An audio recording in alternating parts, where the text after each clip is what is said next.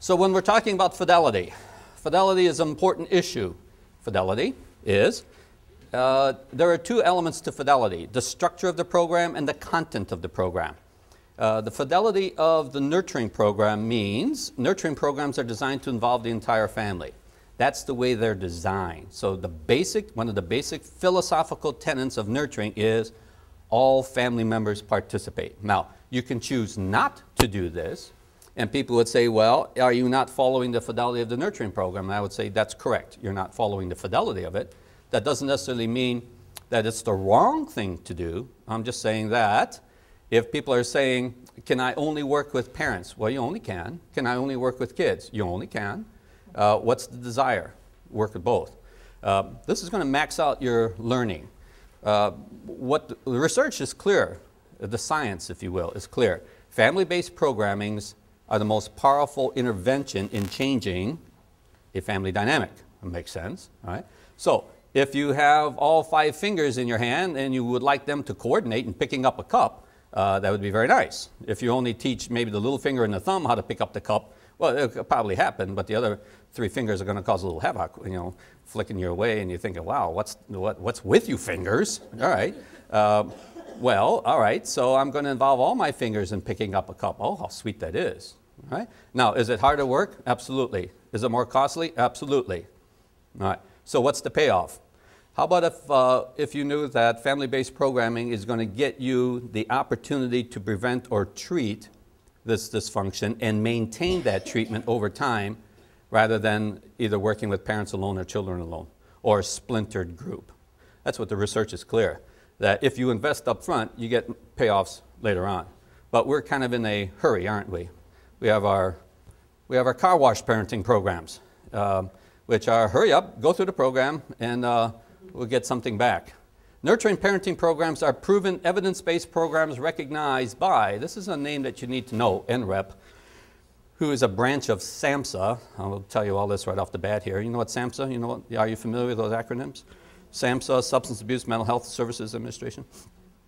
If you're looking for the PINUNZA, SAMHSA is going to be the one who has the dollars. And ultimately, what SAMHSA has done to create even more excitement in our life, they have created this National Registry for Evidence-Based Programs and Practices, or NREPP. So now, if you're looking for money, they're clearly going to say, is it an evidence-based program? And NREPP, hi there. Hi, I'm sorry. Welcome, you're welcome. And NREPP has a list of all the various programs and the various kinds of research. So I give you a little bit of the vernacular. The nurturing program is an NREPP program. And it's been around for 25 years. Nurturing parenting programs, they're skill-focused, all right, so you're going to do stuff. They're competency-based programs, which means, well, it makes sense. If you don't have any competencies, how can you teach skills? What's a competency? Define that term for me. A competency is? A skill. What else is it? Knowledge, understanding. What else?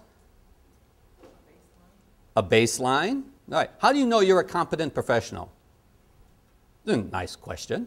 How do you know you're a competent professional? What gives you your measure of competency? If then. All right. Are you successful working with your families? Well, what does that mean? Successful meaning, you see, concepts are just talked about and thrown about over here. Concept analysis is you take a concept and you analyze it. What does it mean to be a competent professional? Well, a little while ago I just shared with you I thought a competent professional was a philosopher, a scientist, a clinician, and a practitioner. So how do you know you're being competent? You have a philosophy, you have facts, you don't allow your own personal biases to take over what you're doing, you challenge those. They may be true for you, not factual.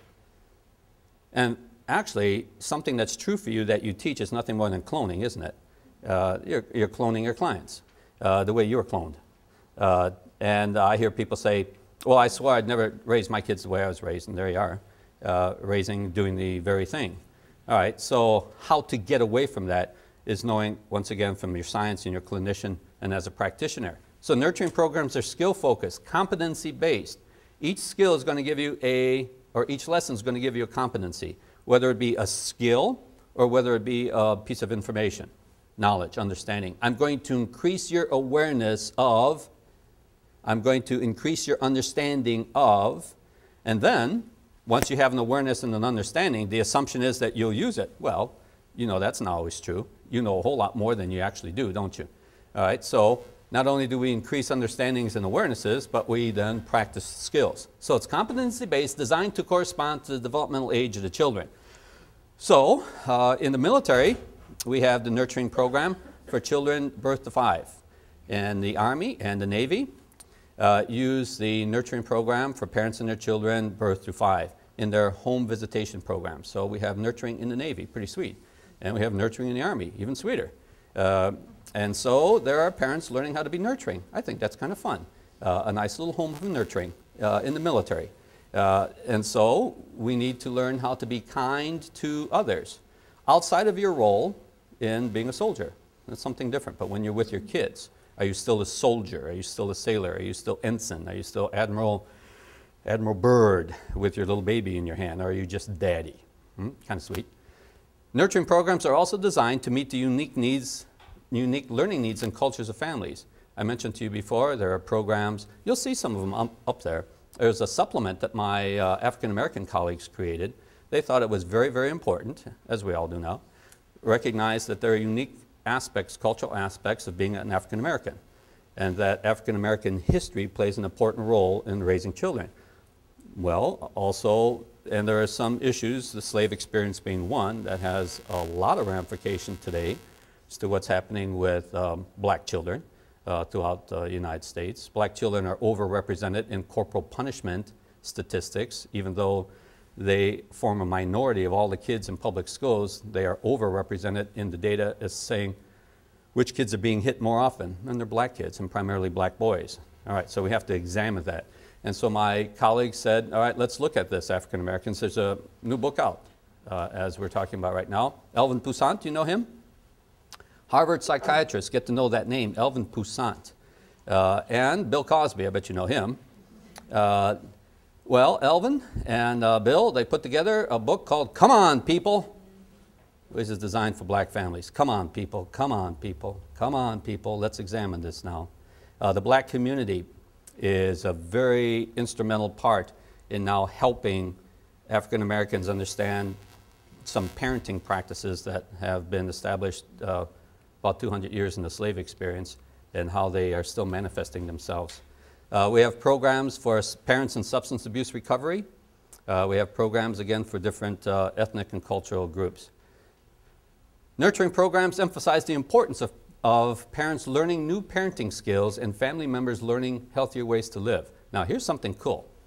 You have people looking at parenting, new parenting skills, and family members learning new ways to live, healthier ways to live, right? So if you're only teaching parenting, it would be hard to institute some new, healthier ways without the kids participating. You can do it, it's just not as robust, as we say.